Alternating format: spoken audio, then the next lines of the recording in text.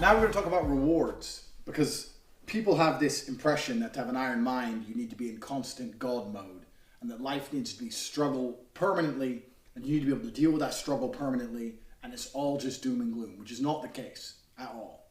You need to have goals. You've created your enemy. You know who you're battling against, but life should be a happy experience.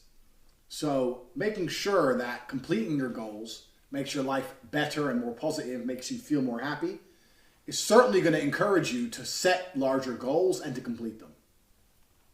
So what I do when it comes to rewarding myself, because every single one of us needs to reward ourselves, is I very simply pin my rewards to an objective. So what people normally do is they go through life and they go, I feel like having an ice cream. And then they buy an ice cream. Then they eat the ice cream, the end. Even on such a small level, what they're saying is, I do what I want, I do what I feel like at the time, and I don't feel like I have to earn that treat, for example. So even on a very, very small level, let's say I'm walking down the street and I feel like having an ice cream. I will sit and think, I really want an ice cream, but I'm not going to have one.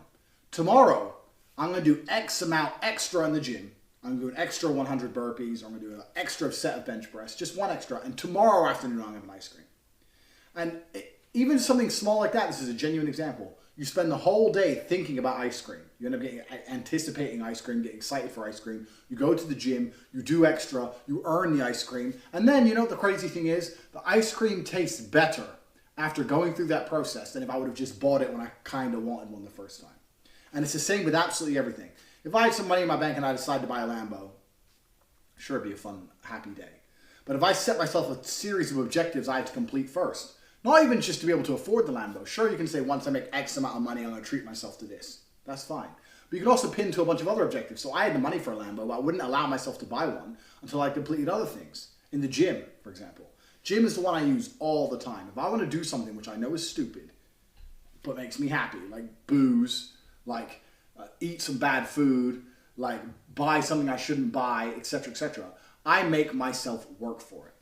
And I do that to alleviate the guilt of having it, because what's going to happen is, if you've done the first two parts of this correctly and you understand the enemy you're combating, you're going to know that that person doesn't give in to those kind of desires, doesn't give in to urges. If he wants ice cream, he just goes without. Well, that's who you're battling against. But it's fine for you to have an ice cream because you're going to work extra hard. So the next thing you need to do is you need to put together a list of objectives. You need two lists.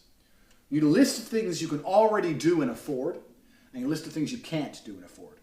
So the first list, things you can do and afford, you need to sit there and think, even basic shit, junk food. I want to have a cheat day of junk food. To allow myself to have that cheat day of junk food on the 7th day of the week, on the 6 days of the week, I'm going to get up at 6 o'clock, I'm going to go to the gym, and I'm going to train for an hour and a half. I'm not going to leave the gym until 7:30. I'm going to be there at 6 o'clock every day. And unless you complete those 6 days, unless you complete the objectives, you're not going to give in and allow yourself the 7th. And I'm telling you, the 7th day, if you finally do complete the objectives and then you're sitting there eating the junk food, it will be so much better once you've earned it. The greatest thing about this is the reward is actually better. Not only do you work harder, but the reward is so much better knowing you worked for it. So that's one example, junk food, for example. Or let's say you want new shoes. Basic shit. All the shit you're doing anyway now without thinking. You'll go to a mall, you'll buy yourself something. You'll want it for 10 minutes. By the time you get home and take out the bag, you don't want it anymore. That's because you haven't trained yourself to earn it. You're going to be a happier person when you look at something you want and go, all right, I'm going to come back and get that in 2 days. And in the next 2 days, I'm going to do X. And you're going to do that X that you don't want to do. And it's going to be difficult. And you're going to achieve it. And then you're going to get what you want. And you're going to be happier that you got the thing. That's the first thing. And the second thing is, all these small little objectives, these small little missions you're setting yourself around a compound. Especially when it comes to physical fitness. Physical fitness is the easiest one. Because you can say, I'll do 500 press-ups and then I'll get it. Done. So this list of things you can already easily afford, you're going to do, you're going to write it out, and you're going to set an objective for each one. So if right now you're thinking of going on holiday, you need to set an objective for completing that holiday. If you want to have a day of junk food, if you want to buy something cheap, etc., etc. That's the first list. The second list is a list of things you cannot yet afford or things you do not yet have. And that's very easy because what you're doing is the punishment or the mission you're trying to complete is actually necessary. It's vital to having the objective. So if you want a Ferrari, you write down Ferrari. Well, then you have to make the money first, don't you? Of course. If you want to have a six-pack, well, then you've got to do the work. A separate list of things with the objectives yet to be completed, which you will need to finish before you can even purchase them. So you have two lists. Things you can do right now, and you're going to delay gratification on purpose, to train your mind to earn things. So you're going to train your mind to earn things with the first list, and the second list is obviously going to be all your life goals, all the things you're aiming to get. The first list is actually the most important. The second list is just going to be a general motivation. Everyone wants to have a Ferrari and a mansion, of course. It's good to write those things down. You may never even get them. It's the reality of the world. You know, you may get halfway there and still be a very happy, contented person. So this is a dream list, but that's good to have. But the first list is the most important because you're going to learn to delay gratification. You're going to learn to train yourself to make yourself work for the things you want. Things you already can do, you're going to start putting an objective. You're going to start putting a goal in the way.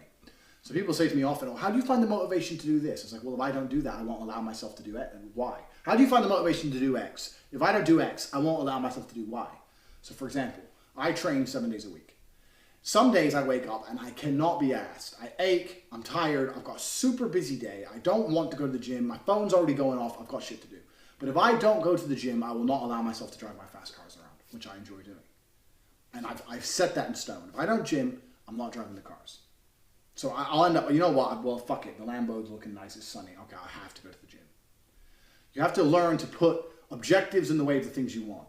And if you complete the objectives, then you can have what you want. Now, the most important thing about this list is also you need to write down all the times you fail. So let's say you've decided that on one of these days, I'm using very simple examples. You can think of the examples you do for yourself. You need to go through your life over the next couple of days and realize how often you actually give in to your impulses. You're driving, you see McDonald's, fuck out of McDonald's. You see junk food, fuck it. You see some shoes you want, fuck it. You're watching TV, you want to watch Game of Thrones, fuck it, fuck it, fuck it. You give in tons more than you realize. And if you actually be conscious about it, you'll realize, oh shit, I want to watch a new series of Game of Thrones. That's effectively wasting my time, purely for entertainment. If I'm going to do that, I need to do X amount of work first.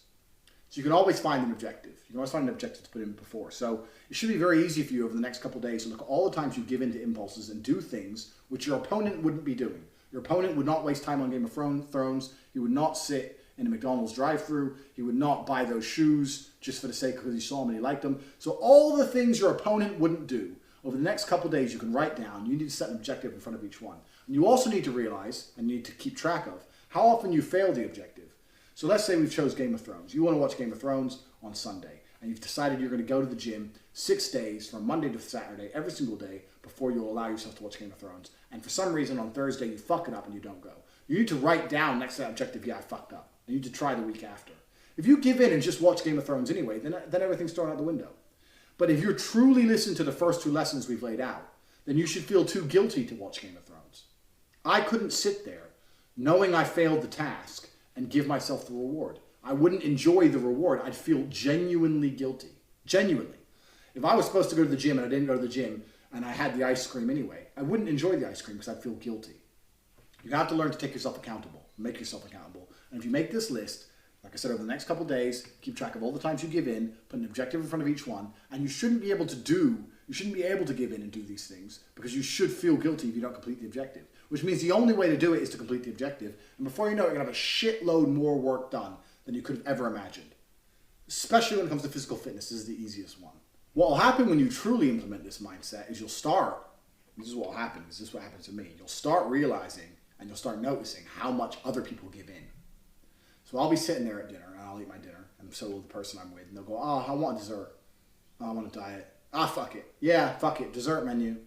And you'll start realizing how quickly and how easily other people give in to impulses. They'll be in the mall, they'll look at something, I want it, yeah, I'll buy it. Okay, yeah, fuck it, da-da. And you'll also notice how it doesn't fulfill them whatsoever. The first thing that happens when you take this step back and put these objectives in place is, one, you notice how people give in so easily, and two, you notice how much it doesn't actually fulfill them. They want the dessert, they eat the dessert. Are they happy afterwards? Are they smiling? Are they ecstatic? Or do they feel the same as you do? Except they've got a fucking stomach full of sugar and you don't. Most people, because they give into their impulses so easily, they're not even happy with them. This is the reality of the world. People buy shit they don't want, do shit that they don't even fucking like doing, eat crap. They go, oh, I really want that, and they eat it and they feel like shit afterwards. It's all asinine. It's all inane. When you truly implement this system, you're going to start noticing how easily others give in. And what it's going to start to do is, it should motivate you further. When I'm walking through the mall and someone gives in and does some dumb shit they shouldn't do, it motivates me to make sure I'm never like that. Literally, when they buy that t-shirt and then they go home, by the time they get home, they throw it on the couch and throw the bag on the couch, throw it in the wardrobe, and just carry on playing video games or whatever they're doing. I mean, what a waste of money. They don't give a fuck. They don't give a fuck about that t-shirt. It made them happy for maybe 6 minutes. Maybe. If you only got 6 minutes of happiness out of a t-shirt, but it inspired you to go to the gym beforehand, then it's worthwhile. Then the t-shirt now has a purpose. But just to buy it for the sake of feeling a little bit happier for a few minutes to throw it in a wardrobe, absolutely not worthwhile. So there's a huge difference between the two. So the second part of this objective, after you've done everything we've discussed with the two lists, and you're understanding after a couple days of analyzing all the things your opponent wouldn't do to realize how often you give in on yourself, is to also become super perspicacious and pay attention to how often other people give in to their whims. Because that should motivate you more than anything. Make your list, put all your objectives down. Doesn't matter what your objectives are. Objectives can be super simple and they can be super basic to start. You know, I want to make my first $50 online. I've never made money online before. I want to find a way to get someone to PayPal me $50 and make my first $50 online. And after I do that, I'm going to allow myself to go and blow it, or go blow $200. Doesn't matter. It's just the principle that I managed to make money online. And if I do that, I'm going to go and I'm going to go shopping on Sunday. And then you're going to sit there on Twitter and you're sitting there on the internet going, how the fuck can I make some money? Because I want to go shopping. I want to go shopping. But if I don't do this, I can't go shopping. And you're going to see how quickly this compounds to a complete change of lifestyle.